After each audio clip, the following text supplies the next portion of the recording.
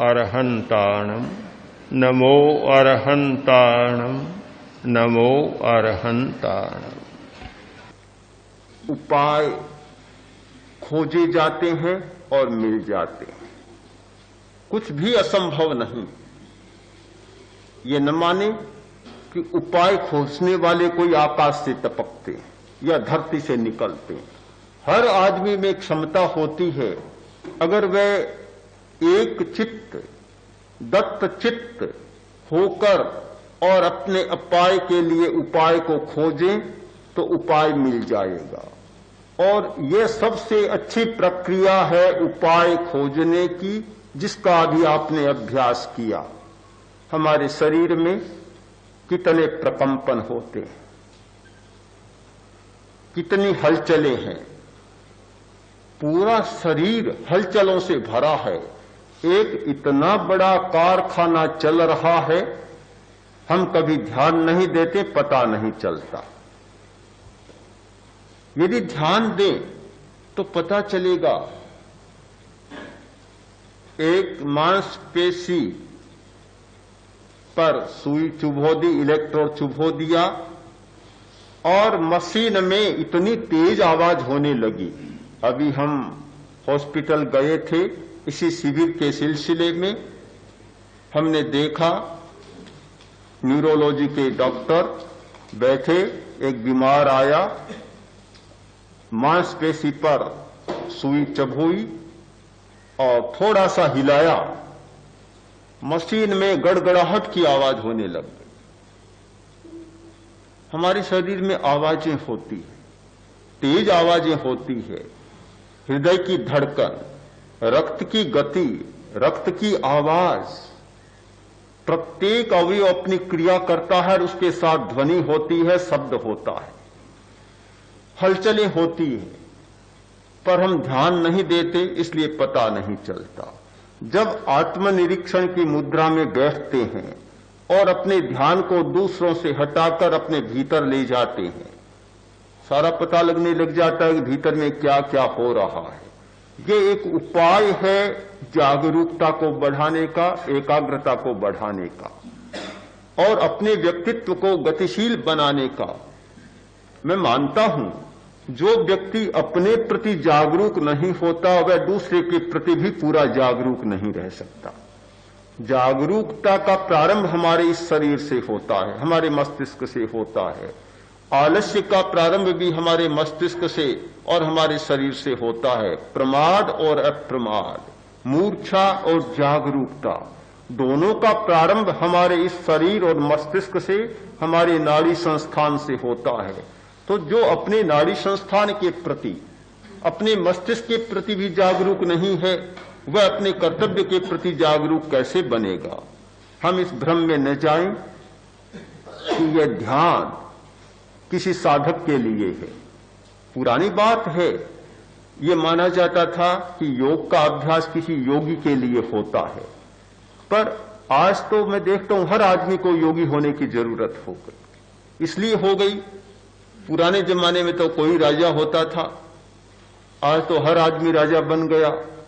जब वोट देने का प्रश्न आता है, हर आदमी के हाथ में इतना अधिकार आ जाता है कि शासन करने वाले भी आदमी के पीछे पीछे चक्कर लगाते। तो राज्य का विस्तार हो गया, विकेंद्रित हो गई सत्ता, साधना का भी विस्तार हो गया। आज इतनी मानसिक समस्याएं हैं, यदि कोई व्यक्ति थोड़ा बहुत ध्यान का अभ्यास नहीं करता है, एकाग्रता और तन्मयता का अभ्यास नहीं करता है, तो शायद उसके लिए मानसिक रूप से स्वस्थ रहना भी असंभव जैसा हो जाता है। इसलिए आज प्रत्येक व्यक्ति को एक अर्थ में योगी होना भी जरूरी है। तो ये होने से यह नहीं होगा कि आप अपने कर्तव्य से विमुख बन जाएंगे। इससे कर्तव्य की विमुखता नहीं आएगी, प्रत्युत कर्तव्य के प्रति और अधिक प्रवणता आएगी, जागरूकता बढ़ेगी, तीक्ष्णता आएगी। एक मनोवृत्ति रही है कि तलवार से ही लोग लड़ते रहे, सैकड़ों वर्ष तक तलवार और भाले से लड़ते रहे। सामने बंदूक आई, पराजित होना पड़ा। फिर बंदूक से लड़ते रहे, तोप आई तो पराजित होना पड़ा। तेज शस्त्र आता है तो सामान्य शस्त्र उसके सामने पराजित हो जाता है। हमारी चित्त की भी यही बात है।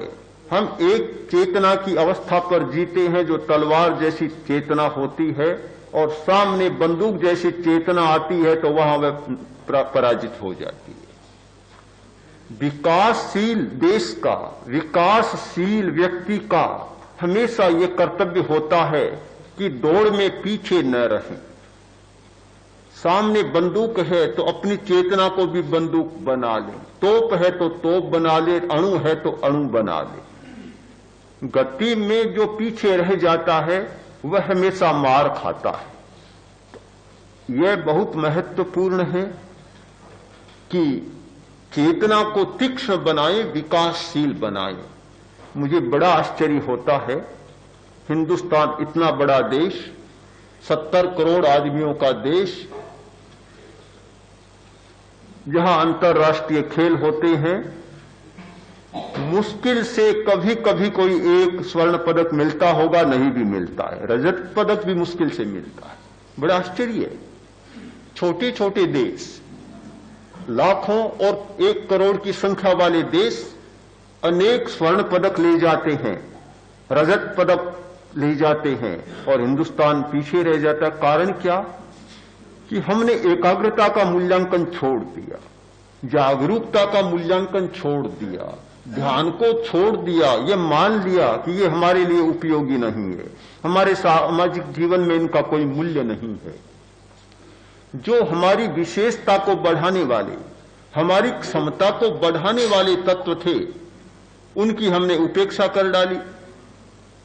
किसी समय हिंदुस्तान जो उन्नति के शिखर पर पहुंचा था और स्वर्ण युग में पहुंचा था, जगत गुरु बनने का गौरव इसको प्राप्त हुआ था, तो किसी संपत्ति के कारण नहीं हुआ था, वैभव के कारण नहीं हुआ था। वैभव के कारण बहुत प्रतिष्ठा भी नहीं होती। आज भी हम देखें, कुछ देश बहुत वैभवशाली हैं, किंतु वैभवशाली होने के कारण वे कोई बहुत प्रतिष्ठा नहीं पा रहे। उनके प्रति बड़ा आक्रोश जाग रहा है, बड़ी प्रतिक्रिया जाग रही है। वैभव जो विज्ञान का होता है, ज्ञान का होता है, आत्मबल का और मनोबल का होता है, चेतना के विकास का होता है, उसके प्रति गौरव का भाव जागता है। हिंदुस्तान के प्रति समूची दुनिया में एक गौरव का भाव था। हजारों हजारों लोग यहां की विद्या को सीखने के लिए बाहर से आते थे, किंतु आज हमने भुला दिया, अपनी संपत्ति को भुला दिया, और सीखने की बात, सिखाने की बात तो दूर हो गई। आज क्या सिखाएं? सिखाने की बात भी हमारे पास नहीं रही। जिन लोगों ने हमसे सीखा वे उसका उपयोग कर रहे हैं। ध्यान जापान में गया, चीन में गया, भारत से गया, बौद्ध धर्म के साथ गया, बाहर के बहुत देशों में गया। वे लोग उसका उपयोग कर रहे हैं।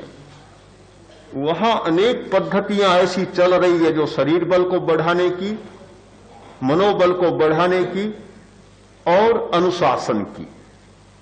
एक जापानी हड़ताल भी करेगा तो काम बंद नहीं करेगा, कोरी काली पट्टी हाथ पर बन जाएगी पर काम बंद नहीं करेगा, फैक्ट्रियां बराबर चलेगी, कोई व्यवधान पैदा नहीं होगा राष्ट्र के विकास में।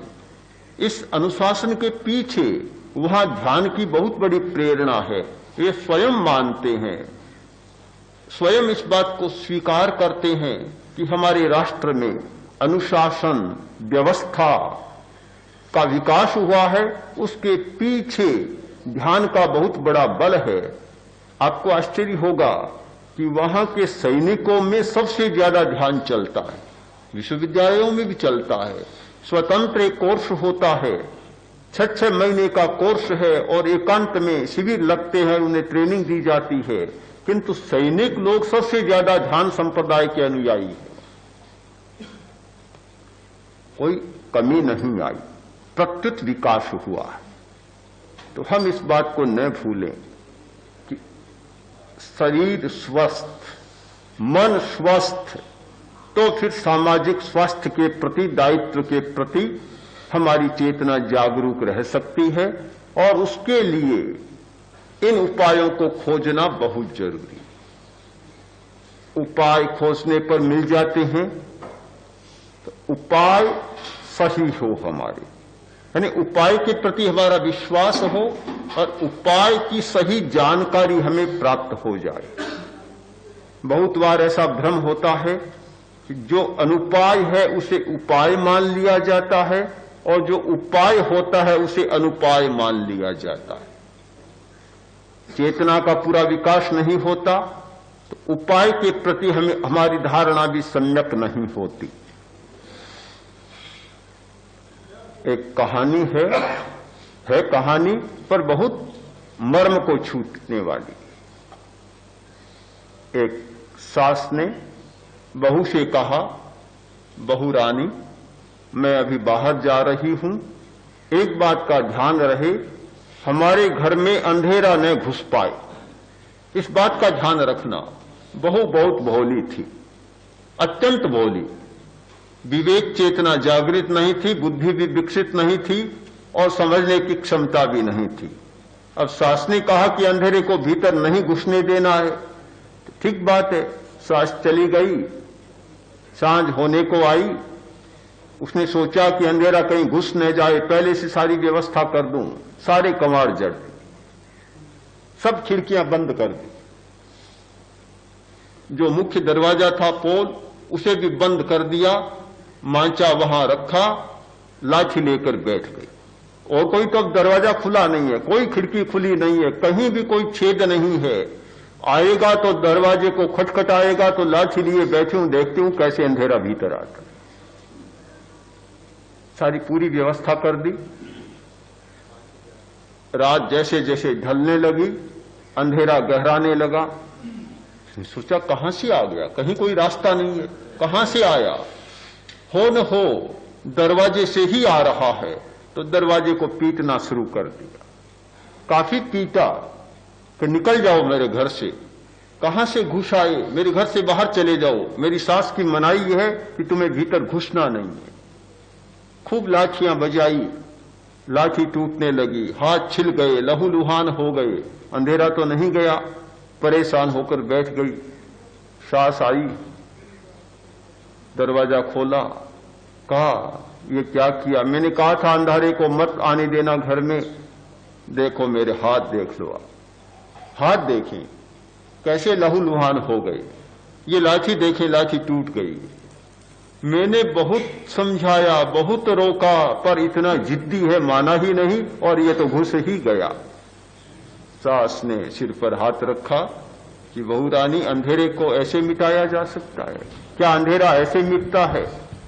समझी नहीं तुम बात को, तो और कैसे मिटता है? सास गई, दिया जलाया, अंधेरा समाप्त हो गया, चला गया। तो उपाय के बारे में हमारी जानकारी सही नहीं होती तो हम प्रयत्न तो करते हैं, परिश्रम करते हैं, श्रम बहुत करते हैं, ये नहीं कि नहीं करते, करते हैं, पर अंधेरा मिटता नहीं है। केवल हाथ छिल जाते हैं, लहूलुहान हो जाते हैं, लाठियां टूट जाती है। उपाय के अभाव में अपाय मिटता नहीं है। तो हमारा उपाय सम्यक होना चाहिए, हमें पहले सम्यक उपाय की जानकारी होनी चाहिए। हमारे भीतर भय होता है, अज्ञान होता है, मूर्छा होती है, आवेश होता है, ये सारे अपाय होते हैं। भय होता है, हर आदमी में डर होता है। जिस व्यक्ति में प्राण का मोह है, जिजीविषा है, जीने का मोह है, उस हर व्यक्ति में भय होता है। तब तक भय नहीं छूटता जब तक जिजीविषा नहीं छूट जाती, प्राण का मोह नहीं छूट जाता। एक महिला ने अपने पति से कहा देखें घर में चोर घुस गए और मैंने बहुत बढ़िया रसोई बनाई, वे सब खा रहे हैं, आगे भी और कुछ करेंगे, माल भी ले जाएंगे। उसने कहा क्या करूं? तो पुलिस को फोन करें कि घर में चोर घुस गए हैं। छाती धड़कने लग गई। उसने कहा पुलिस को फोन करने की जरूरत नहीं, तुम पहले डॉक्टर को फोन करो। इतना भय होता है आदमी में कि फोन करने की बात ही नहीं आती। कौन फोन करे? हृदय ऐसा बैठ गया कि वह तो खड़ा ही नहीं हो सकता और डॉक्टर को बुलाने की जरूरत पड़ जाती है। भय होता है, बहुत डर होता है आदमी में, आवेश होता है, अपना भान नहीं होता, अज्ञान होता है। इतना विरोधाभास और इतनी विसंगतियां हमारे जीवन में होती हैं कि सही निर्णय नहीं ले पाते। विरोध में जीते हैं, विसंगतियों में जीते हैं, स्वयं बुराई करते चले जाते हैं और अपनी बुराई का हमें पता नहीं चलता। दूसरे की बुराई का पता चल जाता है, अपनी बुराई का पता ही नहीं चलता। एक व्यंग ही होगा, पर बहुत तीखा व्यंग है। एक पत्नी ने अपने पति से कहा, तो कैसा नौकर रखा है, ये तो बड़ा चोर है। पति ने कहा क्या हुआ? कि अपन जो होटल में गए थे और होटल से एक चांदी का चम्मच उठा लाए थे, उसने चुरा लिया। बड़ी विचित्र बात है, स्वयं होटल से चम्मच चांदी का उठा लाए, वह चोरी लगती नहीं है, और नौकर ले गया, चोर हो गया। ये एक जो विरोधाभास है जीवन का, एक जीवन की जो विसंगति है कि मनुष्य को अपने बुराई का पता नहीं चलता। एक अज्ञान, और अज्ञान ही नहीं, अज्ञान को इतना बुरा मैं नहीं मानता। अज्ञान से बुरी बात है मूर्छा, मोह। मोह का आवरण इतना सघन होता है कि जानते हुए भी नहीं जानता। जानता तो है, पर जानते हुए भी नहीं जान पाता। यह स्थिति बहुत भयंकर होती है। इन सारे अपायों से निपटने के लिए उपाय खोजना जरूरी, और वह भी हमारा सम्यक उपाय हो।